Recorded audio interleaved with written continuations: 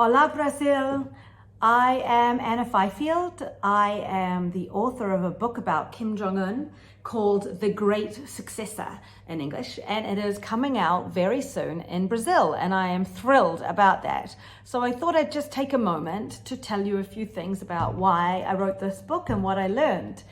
I have been covering North Korea for a very long time, but I did not think that this regime, the Kim regime, would be able to survive into a third generation.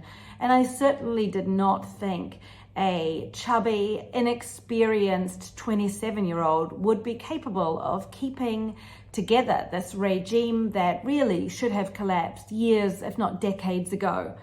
But many intelligence analysts, many experts were wrong, and I was also wrong. So I set out to try to report out why and how Kim Jong Un had been able to rise to power and then keep power. It's been 9 years almost now, so he has really defied all of the expectations. And so I set out trying to meet every person who had ever encountered Kim Jong Un, whether it was in his childhood at home in Pyongyang. I talked to a sushi chef who lived in the royal household and went fishing with Kim Jong Un when he was 6 years old. I talked to his aunt and uncle who were his guardians when he went to school in Switzerland. I talked to people who met him since he became leader in those very early days, and then more recently once he started coming out into the world and pretending to be an international statesman. And I also talked to many people, North Koreans, who had lived under his regime and suffered under his leadership. And so together I hope that I have painted a portrait of how Kim Jong Un came to power, how he stayed in power, and what life is really like in North Korea in the 21st century. And I concluded that the way he'd been able to do this was by being very savvy and very calculating about how he approached this job.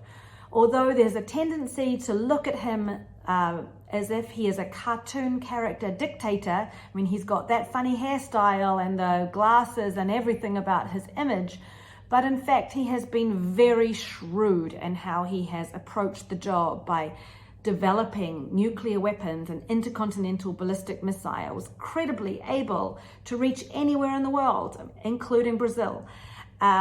He has used fear to control the population by having his uncle, his half-brother, executed, by repressing ordinary people in their daily lives. If you were to criticize Kim Jong Un in North Korea, not just you, but your entire family, your parents, your spouse, your children could all end up in a prison camp for the rest of your lives working in a mine. The punishment is extremely severe. But at the same time, he has tried to kind of instill a sense in North Koreans that lives are getting better under his leadership. So he has allowed a private economy to emerge and almost flourish there. So people are able to be more entrepreneurial and work their way to a better standard of living.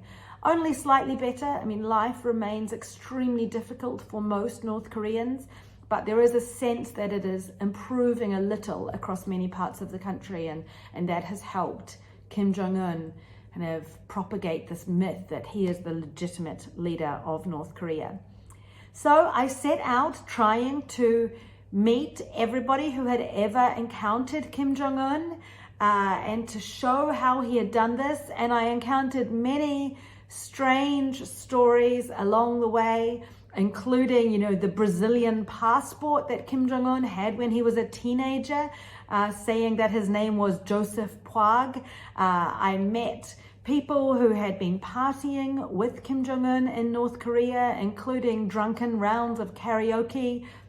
I walked the streets of New York with his aunt, who told me about how obsessive and stubborn he was as a child. And I hope by pulling together all these parts of Kim Jong Un's life, I've been able to paint the most complete portrait of this Machiavellian figure who poses a threat to all of us in the world. So I hope that if you're interested in Kim Jong Un, if you are interested in life in North Korea in the 21st century, I hope you will consider reading my book, The Great Successor, or Grande Sucessor, is that right? If you're interested. Thank you very much.